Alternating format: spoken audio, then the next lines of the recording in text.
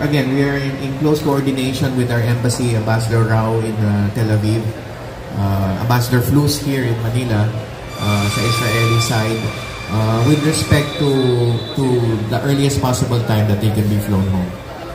Doon naman po sa trabaho ng mga OFWs po na papunta sana ng Israel pero hindi na po sila natuloy dahil sarado po ang airports. Makikipag-ugnayan na rin po ba tayo sa kanilang mga employers, sir, regarding this situation po? Yes, that's right. Itong 15 na umuwi, we are in close coordination with our embassy and our migrant workers office na makausap naman din yung kanilang employers. And as I said, meron tayong pantawid na financial assistance dahil temporary sila mawawalan ng trabaho. Lastly, sir, kung halimbawa po magkaroon man po ulit ng medyo malalang kaguluhan, saan po pwedeng lumikas ang mga OFWs po na apektado doon po sa Israel, sir?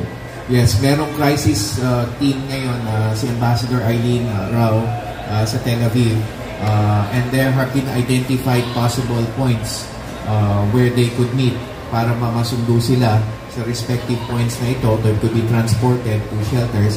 We are also in the process of identifying particular shelters outside of our own shelter in Tel Aviv, such as the one that we set up in Rehovot.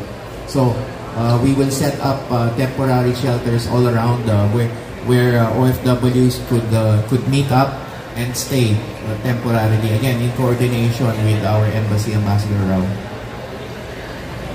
Ambassador Eileen Menjola Rao. Thank you po.